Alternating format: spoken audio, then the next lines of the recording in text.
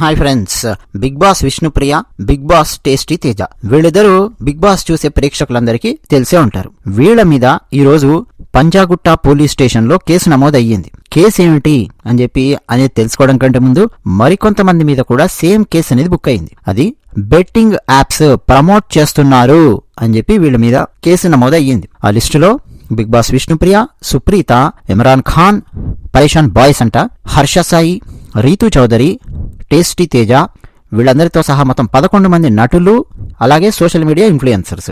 వీళ్ల మీద పోలీసులు కేసు పెట్టారు. అమాయకులైనటువంటి ప్రజలను మోసం చేసి 100 కోట్ల రూపాయలు కొల్లగొడుతూ ఉన్నటువంటి వాళ్లను పోలీసులు జైళ్ల లోపలికి నెట్టడానికి రంగం అనేది సిద్ధం చేస్తూ ఉన్నారు. విపరీతంగా అతిపెద్దనైనటువంటి మోసం ఈ ఇల్లీగల్ బెట్టింగ్ యాప్స్.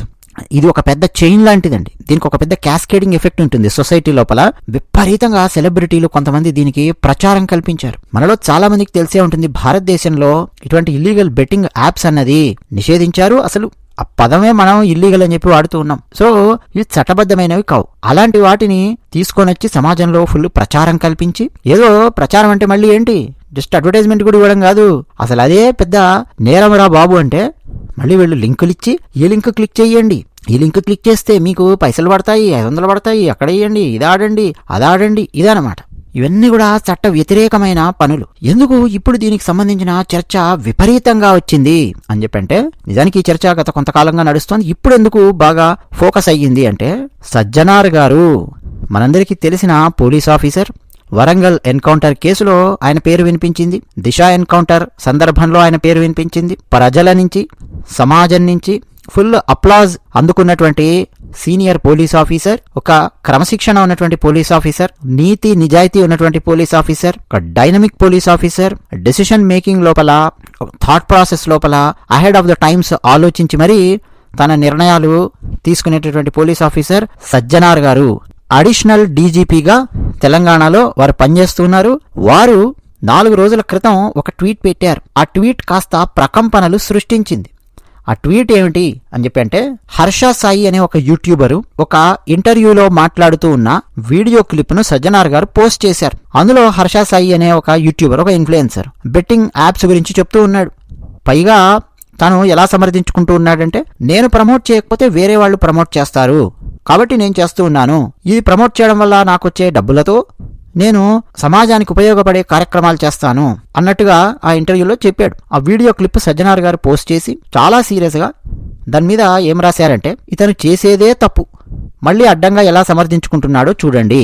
ఇప్పటికైనా ఇలాంటి సైబర్ తీవ్రవాదులను అన్ఫాలో చేయండి. మీ సోషల్ మీడియాలో వారి అకౌంట్లకు రిపోర్ట్ కొట్టండి. ఎవరైనా సరే బెట్టింగ్ యాప్ల వల్ల నష్టపోతే సమీపంలో ఉండే పోలీస్ స్టేషన్లో ఫిర్యాదు చేయండి. ప్రతి ఒక్కరూ బాధ్యతాయుతంగా వ్యవహరించి బెట్టింగ్ భూతాన్ని అంతం చేయాలి, లేకపోతే మరికొన్ని కుటుంబాలు నష్టపోయే ప్రమాదం ఉంది. ఇది సజ్జనార్ గారు ఓపెన్ గా ఆయన రాసినటువంటి ట్వీట్లోని సారాంశము. ఆయన గత 4 రోజులుగా వివిధ వీడియోలలో, ఇంటర్వ్యూస్ లో మాట్లాడినటువంటి సారాంశం. ఇక కేవలం ఆ ఒక్క వ్యక్తి అనే కాదండి, ఇంకా చాలా మంది సెలబ్రిటీస్ ఒకరిని చూసి మరొకరు విపరీతంగా బెట్టింగ్ యాప్స్ కు ప్రచారం చేయడం మొదలు పెట్టారు. అయితే కేవలం మన తెలుగు బంగారాలు మాత్రమే ఉన్నారు అని చెప్పి మీరు అనుకుంటే పొరపాటు. ఎస్, బాలీవుడ్ లో కూడా కొన్ని బంగారాలు ఉన్నాయి. బాలీవుడ్ బంగారాల పేర్లు మనం మాట్లాడుకోబోయే ముందు మరో చిన్న విషయం. సజ్జనార్ గారు ఎప్పుడైతే ఆ వీడియో క్లిప్ పెట్టి ఆయన చాలా సీరియస్ గా రాశారో, చాలా సీరియస్ గా మాట్లాడారో, ఈ పిల్ల సెలబ్రిటీల గుండెల్లో ఒక్కొక్కడికి గుబులు పుట్టడం మొదలయ్యింది, వణుకుడు మొదలయ్యింది. మాస్ భాషలో చెప్పాలంటే లిటరల్ గా ఒక్కొక్కడు ఉచ్చబోసుకుంటూ ఉన్నారు సజ్జనార్ గారి దెబ్బకు. సో ఒక సుందరాంగి హోలీ పండగ రోజు ఒక షార్ట్ వీడియో క్లిప్ విడుదల చేసింది. ఏమనో తెలుసా, నాకు తెలియక నేను బెట్టింగ్ యాప్స్ ను ప్రచారం చేశాను, అందువల్ల నేను బెట్టింగ్ యాప్స్ ను ప్రచారం చేశాను, నాకు తెలియక నేను చేశాను, అందువల్ల దయచేసి బెట్టింగ్ యాప్స్ మీరు వేసుకొని మీరు ఆడకండి, దయచేసి ఆడకండి, నేను ఇప్పటివరకు తప్పు చేశాను, సారీ అని చెప్పి ఆ సుందరాంగి మాట్లాడి ఆ వీడియో ఆపేసింది. ఆ సుందరాంగి ఎవరబ్బా అని చెప్పి ఆ వీడియోలో ఆమెను అర్థం చేసుకోవాలని ప్రయత్నం చేస్తే అసలు అర్థమే కాలేదండి. ఆమె ఎవరు, ఫుల్లుగా ఒంటికి ఫుల్లుగా రంగు, ఎందుకంటే హోలీ పండగ, హోలీ ఆడింది అన్న విషయం అర్థమవుతోంది. రెండోది, కళ్లకు ఇంత పెద్ద పెద్ద నల్లటి అద్దాలు. అసలు ఆమె ఎవరో కూడా అర్థం కాలేదు. వీడియో మాత్రం రిలీజ్ చేసింది. సారీ అండి, నాకు తెలియక నేను చేశాను, లైట్ తీసుకోండి.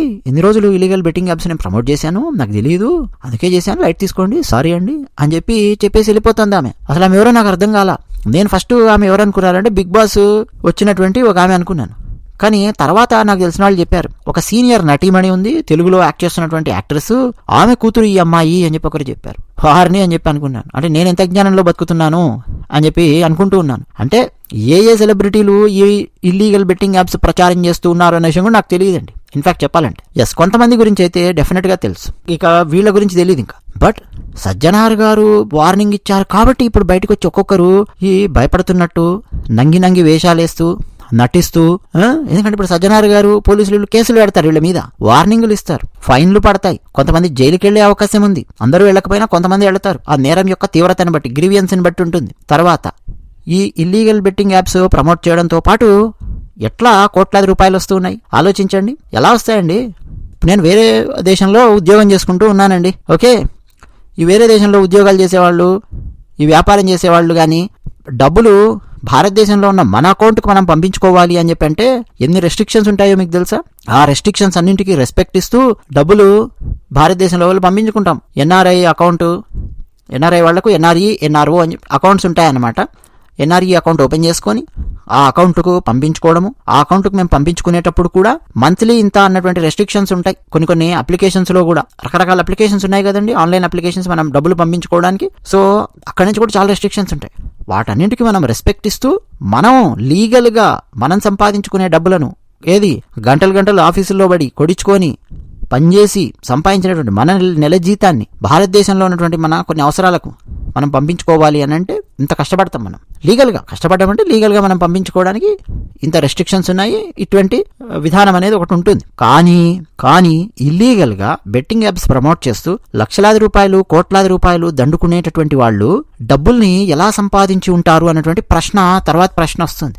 పోలీసులు దీని మీద కూడా డెఫినెట్గా లోతుగా పరిశోధన చేస్తారు అని చెప్పి మనం నమ్ముదాం, చెయ్యాలి అని చెప్పి మనం కోరుకుందాం. ఎందుకంటే అండి, మనీ లాండరింగ్ అనేది ప్రపంచ దేశాలను పట్టి పీడిస్తూ ఉన్నటువంటి ఒక భయంకరమైన మహమ్మారి లాంటిది. దాన్ని ఎదుర్కోవడం కోసం ఎన్నో ఏఎంఎల్ ప్రాసెస్లు, ఏఎంఎల్ ఆర్కిటెక్చర్లు చాలా బిల్డ్ చేస్తుంటాయి కంపెనీస్. ఏఎంఎల్ అంటే యాంటీ మనీ లాండరింగ్ అనమాట. ఓకే, మరి ఒక బెట్టింగ్ యాప్ భారతదేశంలో లీగల్ కానప్పుడు, అది ఇల్లీగల్ అయినప్పుడు అసలు దాన్ని ప్రమోట్ చేయడానికి ఎవరు వీళ్లకు డబ్బు ఇచ్చారు? భారతదేశం లోపలికి ఆ డబ్బు ఎలా వచ్చింది? ఎటువంటి చట్ట వ్యతిరేకమైన మార్గాల గుండా వచ్చింది? ఆ చైన్స్ ఏంటి? ఆ లింక్స్ ఏంటి? వీళ్ళు ఆ డబ్బు ఎలా అందుకున్నారు? డైరెక్ట్ బ్యాంక్ అకౌంట్ లో వచ్చి పడ్డాయా, లేకపోతే వేరే రకంగా వీళ్ళకి డబ్బులు వచ్చాయా? ఎక్కడి నుంచి వీళ్ళకు బ్యాంక్ అకౌంట్ లో వచ్చి డబ్బులు పడ్డాయి? వీళ్ళు ఏమైనా కాంట్రాక్ట్ రాశారా ఈ బెట్టింగ్ యాప్స్ ప్రమోట్ చేయడానికి?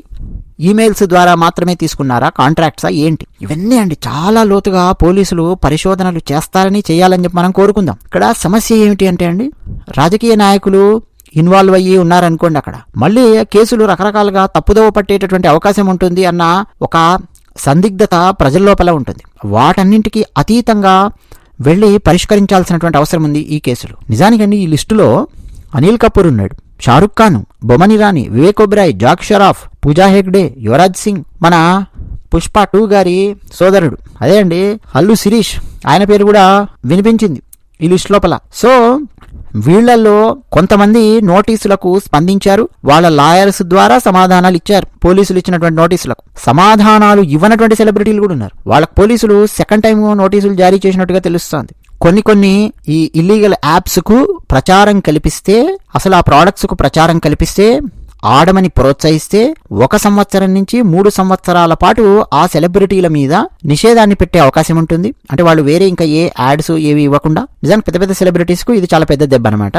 ఇక 10 లక్షల వరకు ఫైన్ విధించే అవకాశం ఉంటుంది. నెంబర్ 2, మళ్ళీ అంటే పోలీసులు వార్నింగ్ ఇచ్చిన తర్వాత కూడా అదే పని చేస్తే జైలు శిక్ష కూడా ఖచ్చితంగా ఉంటుంది. ఇది 3వది అత్యంత కీలకమైన అంశము. ఇక్కడ మనకు ఆసక్తిని కలిగించేది సమాధానం రావాల్సింది. ఎన్ని రోజుల పాటు వీళ్ళు అడ్డంగా సంపాదించుంటారే, లక్షలు, కొంతమంది కోట్లల్లో కొంతమంది బెట్టింగ్ యాప్లను ఇల్లీగల్ గా ప్రమోట్ చేస్తూ సంపాదించుంటారు కదా, మరి ఆ డబ్బంతా ఎట్లా రికవరీ చేస్తారు పోలీసులు? ఇది చాలా పెద్ద ప్రశ్న అండి. ఇదే చాలా కీలకం. ఇన్ని రోజులు వీళ్ళు సంపాదించినటువంటి డబ్బుల్ని ఏ విధంగా వీళ్ళ దగ్గర నుంచి కక్కిస్తారు? వీళ్ళు కోర్టుకు ఎక్కే మెట్టు దిగే మెట్టు అనకుండా చేసి జైళ్లలో పడేసి ఎవరెవరైతే ఇల్లీగల్ బెట్టింగ్ యాప్స్ను ప్రమోట్ చేశారో వాళ్ళందరినీ చట్టం ముందు సమాజం ముందు సీరియస్గా నించో పెడితేనే మిగతా పిల్ల సెలబ్రిటీలు పెద్ద సెలబ్రిటీలు భయపడే అవకాశం ఉంది. పైగా సమాజంలో ఉన్న చాలా మంది యువతీ యువకులకు ఒక అవగాహన వచ్చే అవకాశం ఉంది. ఒరే ఇట్లా ఇల్లీగల్ బెట్టింగ్ యాప్స్ ను ప్రమోట్ చేయడం వల్ల వీళ్ళ జుట్టుబట్టి లాక్కెళ్లి పోలీస్ స్టేషన్లో కూర్చోబెట్టారు, జైల్లో పడేశారు, లక్షలాది రూపాయల ఫైన్ కట్టించారు. వీళ్ళు ఇప్పటివరకు సంపాదించినటువంటి డబ్బులన్నింటినీ అవసరమైతే పోలీసులు అటాచ్ చేయగలిగారు రకరకాల చట్టాల ద్వారా. సో మనం ఏమైనా సరే ఇటువంటి దాంట్లో దిగైనా సరే మనకు ఇటువంటి గతి పడుతుంది అని తర్వాత వచ్చే ఆ సెలబ్రిటీలకు వాళ్ళకు అర్థం కావాలి, ఆటలు ఇటువంటివి ఆడాలి అని అనుకునే వాళ్ళకు కూడా కనువిప్పు కలగాలి. అయితే ఈ బెట్టింగ్ యాప్స్ వల్ల అండి నిజానికి కొన్ని దేశాలలో ఇవి చట్టబద్ధమైనటువంటి దేశాలలో ఎందుకు చట్టబద్ధం చేశారు ఏంటి అన్నది అదొక పెద్ద చర్చ. ఓకే, మన దగ్గర ఇది చట్టబద్ధం కాదు. ఆ విషయాన్ని డెఫినెట్ గా ఆలోచించాలి కదా. బాధితులను ఆకర్షించడానికి బెట్టింగ్ యాప్లను నిర్వహించే వాళ్ళు పెద్ద ఎత్తున ప్రకటనలు ఇస్తూ మోసగిస్తూ ఉన్నారు. బెట్టింగ్ యాప్ల బారిన పడుతున్నటువంటి బాధితులు అప్పుల పాలవుతున్నారు, తమను తామే అంతం చేసుకుంటూ ఉన్నారు. ఈ బెట్టింగ్ యాప్లను ప్రచారం చేస్తున్న యూట్యూబర్స్, సెలబ్రిటీస్ వీళ్ళందరూ కూడా అండి ఒక రకంగా కారణమే బాధితులు తమను తాము అంతం చేసుకోవడానికి, బాధితులు మనీ లాండరింగ్ లోపలికి దిగడము, బాధితులు వేరే వాళ్ళ డబ్బులు ఎత్తుకుపోవడము, వేరే నేరాల్లోకి దిగడము, ఇవన్నీ బాధితులు చేస్తూ ఉన్నారంటే దానికి కారణం ఎవరంటే ఈ యూట్యూబర్లు, ఈ ఇన్ఫ్లుయెన్సర్లు, ఈ పిల్లబచ్చ సెలబ్రిటీలు. బెట్టింగ్ యాప్ల వల్ల ఎంతగానో నష్టపోతున్నటువంటి యువత ఉన్నారు, అప్పుల పాలయ్యి జీవితాన్ని చాలించే వాళ్ళు ఉన్నారు. ఇటువంటి యాప్లు సమాజానికి చాలా నష్టం కలిగిస్తూ ఉన్నాయి. కాబట్టి పోలీసులు ఈ బెట్టింగ్ యాప్ల మీద ఫోకస్ పెట్టారు. అయితే ఇప్పటికే ఒకడిని చాలా సీరియస్గా అరెస్ట్ చేసి లోపల పారేశారు కేసులు పెట్టి. ఇంకొకడు పరారీలో ఉన్నాడు. ఎందుకంటే వాడు చెప్పినటువంటి వాటి వల్ల బెట్టింగ్ యాప్లు కొంతమంది ఆడి తమను తాము అంతం చేసుకున్న వాళ్ళు ఉన్నారు. ఇవన్నీ అండి సజ్జనార్ గారు చాలా ఓపెన్ గా మాట్లాడారు. వాళ్ళ బ్యాంక్ అకౌంట్స్ మీద, వాళ్ళ ఫైనాన్షియల్ ట్రాన్సాక్షన్స్ మీద డెఫినెట్ గా పోలీసులు కాన్సంట్రేషన్ పెట్టి లోతుగా పరిశీలించి మరింత సమాచారాన్ని సేకరించే అవకాశం ఉంది. ఆ సమాచారం తీసుకుని మరిన్ని సెక్షన్స్ కింద పోలీసులు కేసులు నమోదు చేసే అవకాశం కూడా ఉంది. వీళ్ళ స్వార్థం కోసము ఇష్టం వచ్చినట్టు వీళ్ళు సమాజాన్ని ఉపయోగించుకుంటూ ఉన్నారండి కొంతమంది సోషల్ మీడియా సెలబ్రిటీస్. పైగా కోట్లల్లో సంపాదించి వేలల్లో ఖర్చు పెడుతున్నట్టు కటింగ్ ఇవ్వడం, సంపాదించేదే ఇల్లీగల్గా మళ్ళీ వేలల్లో వందల్లో ఖర్చు పెడుతూ చూసావా నేను పలానాడికి మంచి పని చేశాను అని చెప్పి మాట్లాడడం. నేను మీకు 4-5 సంవత్సరాల క్రితం ఒక కేసు, ఒక సినారియో గురించి చెప్తూ అలాగే ఒక సినిమా రివ్యూ ఇస్తూ కూడా ఒక పాయింట్ డిస్కస్ చేశాను. వీరప్పన్ ఏం చేసేవాడంటే తాను గంధపు చెక్కలు అమ్మి ఫుల్గా నరికి అమ్మడము, ఏనుగు దంతాలు అమ్మడము, జాతి సంపద దోచుకోవడం ఇది చేస్తూ ఉండేవాడు. కానీ ఆ సత్యమంగళం అడవుల్లోకి, కర్ణాటకలోని కొన్ని ప్రాంతాల లోపలికి, కర్ణాటక తమిళ బార్డర్లో ఉన్న కొన్ని ప్రాంతాల్లోకి, అడవుల్లో ఉండే కొన్ని కుగ్రామాలు లాంటివి, చిన్న చిన్న తాండాలు లాంటివి, అడవులకు దగ్గరగా ఉండే గ్రామాలు లాంటివి ఉంటాయి. అక్కడికి వెళ్ళి మనం అడిగితే వీరప్పన్ చాలా గొప్పవాడు, వీరప్పన్ చాలా మంచివాడు, వీరప్పన్ నాకు జ్వరం వస్తే క్రోసిన్ కొనుక్కోవడానికి డబ్బులు ఇచ్చాడు, వీరప్పన్ మా ఇంటి పైకప్పు వేసుకోవడం కోసం అని చెప్పి నాకు 1000 రూపాయలు ఇచ్చాడు లేదా 500 ఇచ్చాడు, ఆయన చాలా మంచోడు, ఇట్లా కొంతమంది చెప్తారు. చుట్టుపక్కల గ్రామాల్లో ఉన్న వాళ్ళందరూ వీరప్పని దేవుళ్లాగా కొలిచే వాళ్ళు ఉన్నారు. ఎందుకు వీరప్పన్ వాళ్ళకి డబ్బులు ఇచ్చుంటాడు ఆలోచించండి. అంటే తనకు కూడా ఒక ఫ్యాన్ ఫాలోయింగ్ పెంచుకోవడానికి, తాను చేస్తున్నది నేరము అన్న విషయం తనకు కూడా తెలుసు. వీరప్పనికి తెలీదా? డెఫినెట్ గా తెలుసు. అందుకే కదా నేరం అని తెలుసు కాబట్టి అడవుల్లో చాలా జాగ్రత్తగా ఉండి గంధపు చెక్కలమ్మి నరికి, ఏనుగు దంతాలమ్మి నరికి పోలీసులకు దొరకకుండా ఈ పనులు చేసుకుంటూ వచ్చాడు. కానీ పోలీసులు ఎప్పుడైనా సరే వీరప్పన్ను అరెస్ట్ చేయడానికి వస్తే ఆ చుట్టుపక్కల ఉన్న గ్రామాలలో ఉన్న వాళ్లే వీరప్పన్కు ఒప్పందించేవాళ్ళు, కొరియర్లుగా పనిచేసేవాళ్ళు, ఇన్ఫర్మేషన్ చాలా ఈజీగా పాస్ చేసేవాళ్ళు. అంటే తాను ఫుల్గా డబ్బులు సంపాదించడానికి ఒక రకంగా ఇండైరెక్ట్ గా వీళ్ళందరినీ కూడా వాడుకున్నాడు. ఆ చుట్టుపక్కల గ్రామాలలో ఉండే వాళ్ళకి ఏదో కాస్త మంచి చేస్తున్నట్టు చేస్తూ వాళ్ళని కూడా వాడుకున్నాడు. సేమ్ అండి ఈ ఇల్లీగల్ బెట్టింగ్ యాప్స్ ప్రమోట్ చేసినటువంటి వాళ్ళు ఏదో సమాజానికి సేవ చేస్తున్నట్టు కటింగ్ ఇస్తే అది కూడా సేమ్ ఎగ్జాక్ట్ గా వీరప్పన్ లాంటిదే. సజ్జనార్ గారు ఇదే ప్రశ్న వేస్తున్నారు. వీళ్ళు ఏమైనా దేశ సేవ చేస్తున్నారా, సమాజ హితం కోసం మంచి పనులు చేస్తున్నారా? వీళ్ళ స్వార్థం వల్ల ఈ బెట్టింగ్ అన్నది సమాజం మీద తీవ్ర ప్రభావాన్ని చూపిస్తోంది. కోట్లల్లో సంపాదించి యువత జీవితాలను నాశనం చేసి వందల్లో వేలల్లో పంచుతూ సంఘసేవ చేస్తున్నట్టు ఒక్కొక్కడు ఫోజులు కొడుతూ ఉన్నారు. వీళ్లను అన్ఫాలో అవ్వండి, వీళ్లను ఫాలో అయితే మీ లైఫ్ పాడైపోతుంది, ఇటువంటి యూట్యూబ్ ఛానల్స్ కి రిపోర్ట్ కొట్టండి అని చెప్పి సజ్జనార్ గారు మాట్లాడుతూ ఉన్నారు. కానీ ఆశ్చర్యం ఏంటో తెలుసా, మిలియన్ల కొద్ది సబ్స్క్రైబర్స్ ఉన్నారండి అలాంటి యూట్యూబర్స్ కు, అలాంటి ఇల్లీగల్ బెట్టింగ్ యాప్స్ ను ప్రమోట్ చేసే వాళ్లకు. నిజంగా మీరు సీరియస్ గా కూర్చొని ఒక సబ్జెక్ట్ గురించి మీరు మాట్లాడండి, ఒక అంశం మీద అవగాహన తెప్పించడానికి ప్రయత్నం చేయండి, వాటికి కనీసం వ్యూస్ కూడా సరిగ్గా ఉండవు. అటువంటి యూట్యూబ్ ఛానల్స్ ఒక్కొక్క లక్ష సబ్స్క్రైబర్ను పెంచుకుంటూ రావాలంటే ఎంత కష్టపడాలో నాలాంటి వాడిని అడిగితే చెప్తారు. చాలా కష్టం. 1 మిలియన్ సబ్స్క్రైబర్ టచ్ అవ్వడం అనేది చాలా కష్టం అండి. అటువంటిది ఒక్కొక్కరికి 5 మిలియన్ల సబ్స్క్రైబర్స్, ఇన్స్టాలో 6 మిలియన్లు, 7 మిలియన్లు, 10 మిలియన్లు ఫాలోవర్స్. ఏం చేస్తున్నారు వీళ్ళు సమాజానికి గానీ? పోనీ ఏమన్నా వీళ్ళు ఏమన్నా ఒక వాల్యుయేషన్ ఏమన్నా ఇస్తున్నారా? నేను అంతకుముందు 2-3 సార్లు కమ్యూనిటీ ట్యాబ్లో ఒక పోస్ట్ పెట్టాను. బిగ్ బాస్ వెళ్ళినటువంటి వాళ్లలో ఇల్లీగల్ గా బెట్టింగ్ యాప్స్ ను ప్రమోట్ చేస్తూ ఉన్నటువంటి వాళ్ళు ఎవరు అని చెప్పి ఒక ప్రశ్న వేసి వదిలేశాను. చూద్దాం ఎంతమంది ఆ ప్రశ్నకు సమాధానం రాస్తారు, ఎంతమంది అవగాహనతో జీవిస్తున్నారు అన్న పాయింట్ కనుక్కోవడం కోసం. చాలా మంది అండి అవగాహన లేకుండా బతికేస్తున్నారు ఆ విషయం మీద అని చెప్పి ఆ ప్రశ్నకు సమాధానాలు చూశాక అర్థమయ్యింది. బిగ్ బాస్ కు వెళ్ళినటువంటి వాళ్లలో కొంతమంది సోషల్ మీడియా ఇన్ఫ్లుయెన్సర్స్ యథేచ్ఛగా అడ్డదిడ్డంగా ఇల్లీగల్ బెట్టింగ్ యాప్స్ ను వీళ్ళు ప్రమోట్ చేశారు. అలా ప్రమోట్ చేసి లక్షలాది రూపాయలు దండుకున్న వాళ్ళు ఉన్నారు, కోట్లాది రూపాయలు దండుకున్న వాళ్ళు ఉన్నారు. దాంతోపాటు విపరీతంగా తమ ఫ్యాన్ ఫాలోయింగ్ ను, తమ సబ్స్క్రైబర్స్ ను పెంచుకున్నటువంటి వాళ్ళు కూడా ఉన్నారు. వీళ్ళు సమాజానికి చేసేదంటూ ఏమీ లేదండి. ఒక సోషల్ మీడియా ద్వారా మనం మాట్లాడుతున్నాం లేదా ఒక పర్ఫార్మెన్స్ ఇస్తున్నాము అని అంటే ఏదో ఒక వాల్యూ ఎడిషన్ అనేది ఇవ్వాలి.